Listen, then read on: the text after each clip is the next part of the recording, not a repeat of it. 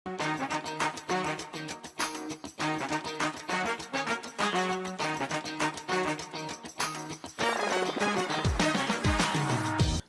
आज एक ऐसे युग पुरुष की जयंती है जिनका जीवन और कर्म न केवल भारत के सामाजिक इतिहास में बल्कि समूचे विश्व में समता, न्याय और ज्ञान की ज्योति जलाने वाला एक अमर प्रकाश स्तंभ है।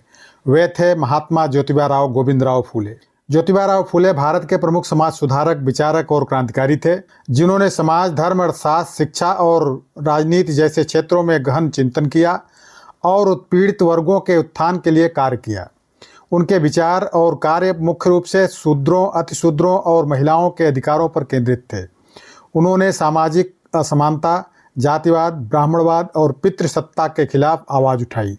साथियों, आइए चर्चा करते हैं महात्मा ज्योतिबा फूले के विचारों और उनके द्वारा जन जागरण के लिए किए गए प्रयासों के बारे में। नंबर 1, समाज पर विचार। ज्योतिबा फूले का मानना था कि भारतीय समाज में जात व्यवस्था और ब्राह्मणवाद ने शूद्रों, अतिशूद्रों और अन्य वंचित समुदायों को सामाजिक और आर्थिक रूप से दबाकर रखा है। उन्होंने समाज को बलि राज्य यानी न्याय और समता पर आधारित और पेशवाशाही जो कि शोषणकारी और ब्राह्मणवादी व्यवस्था पर आधारित के रूप में चित्रित किया। उनका लक्ष्य था एक समता मूलक समाज की स्थापना, जहां कोई भी व्यक्ति जात, लिंग या धर्म के आधार पर भेदभाव का शिकार न हो। तो इसके लिए उन्होंने जन जागरण का क्या प्रयास किया? उन्होंने सामाजिक सुधार के लिए सत्यशोधक समाज की स्थापना 1873 में की। यह संगठन जातिवाद, धार्मिक अंधविश्वास और ब्राह्मणवादी वर्चस्व के खिलाफ लड़ा। सत्यशोधक समाज ने सामाजिक समता को बढ़ावा देने के लिए गैर ब्राह्मण पुजारियों को नियुक्त किया और वैदिक कर्मकांडों का विरोध किया। उन्होंने महिलाओं और दलितों के लिए सामाजिक स्वीकार्यता और अधिकारों की वकालत की। दूसरा है धर्म पर विचार। महात्मा फूले ने हिंदू धर्म में प्रचलित कर्मकांडों, मूर्ति पूजा और ब्राह्मणवादी वर्चस्व की कड़ी आलोचना की। उनका मानना था कि धर्म को सरल, तर्कसंगत और समता मूलक होना चाहिए। उन्होंने वैदिक धर्मों को शूद्रों और अतिशूद्रों के शोषण का साधन माना और एक नए तर्क आधारित धर्म की वकालत की, जिसे उन्होंने सत्य धर्म कहा। धर्म के बारे में जनजागरण के प्रयास क्या किया?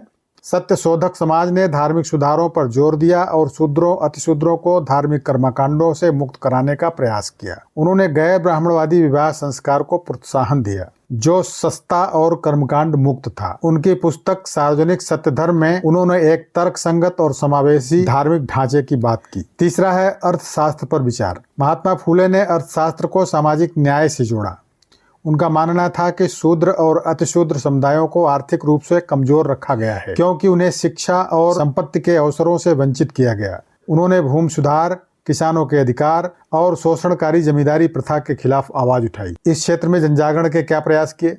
अपनी पुस्तक शेतकर्याचा आसूड, जिसका हिंदी नाम होगा किसान का कोड़ा, में उन्होंने किसानों और मजदूरों के शोषण को उजागर किया और ब्रिटिश सरकार से भूमि सुधार की मांग की। सत्यशोधक समाज ने ग्रामीण क्षेत्रों में जागरूकता फैलाई और किसानों को उनके अधिकारों के लिए संगठित किया। उन्होंने छोटे किसानों और मजदूरों के लिए आर्थिक आत्मनिर्भरता पर जोर दिया। चौथा है शिक्षा पर विचार। ज्योतिबा फूले का मानना था कि शिक्षा ही सामाजिक और आर्थिक उत्थान का आधार है। उन्होंने देखा कि शूद्र, अतिशूद्र और महिलाएं शिक्षा से वंचित हैं, जिसके कारण वे शोषण का शिकार बनते हैं। वे शिक्षा को सभी के लिए सुलभ और समान बनाने के पक्षधर थे। इसके बारे में क्या प्रयास किया उन्होंने?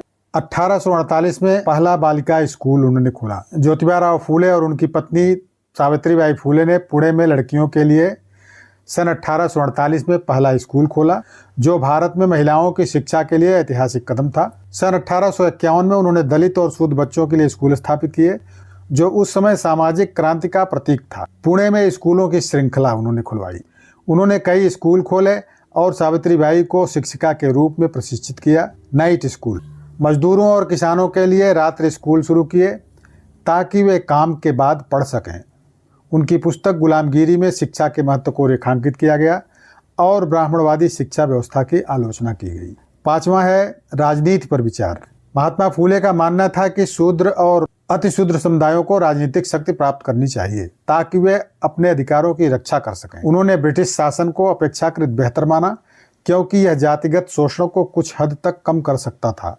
हालांकि वे पूर्ण स्वराज के पक्षधर थे, लेकिन उनका जोर सामाजिक सुधार पर अधिक था। इस क्षेत्र में उन्होंने जनजागरण के क्या प्रयास किए? सत्यशोधक समाज ने गैर ब्राह्मण आंदोलन को मजबूत किया, जो बाद में राजनीतिक संगठनों का आधार बना। उन्होंने ब्रिटिश सरकार को कई याचिकाएं दी जिनमें दलितों और शूद्रों के लिए शिक्षा और नौकरी के अवसरों की मांग की गई। उनकी पुस्तकों और लेखों जैसे गुलामगिरी और शेतकऱ्याचा आसूड अर्थात किसान का कोड़ा ने लोगों को अपने अधिकारों के लिए संगठित होने के लिए प्रेरित किया। उन्होंने अखिल भारतीय शूद्र समाज की नींव डाली जो वंचित वर्गों को राजनीतिक मंच प्रदान करता था। महात्मा फूले का सपना एक ऐसे भारत का था जहां जातिवाद न हो, स्त्री पुरुष में भेद न हो और श्रम को सम्मान मिले। आज उनके विचार पहले से कहीं अधिक प्रासंगिक हैं। अगर हम वाकई उनको श्रद्धा सुमन अर्पित करना चाहते हैं तो हमें उनके विचारों को अपने जीवन में, राजनीति में आत्मसात करना होगा। आइए साथियों, आज उनकी जयंती के अवसर पर हम यह प्रतिज्ञा करें कि हम समता और न्याय के उस महान यज्ञ को आगे बढ़ाएंगे जिसकी पहली ज्वाला ज्योतिबा राव फूले ने प्रज्वलित की थी। महात्मा फूले को सत सत नमन। जय समता, जय भारत, जय सम्यक भारत। धन्यवाद।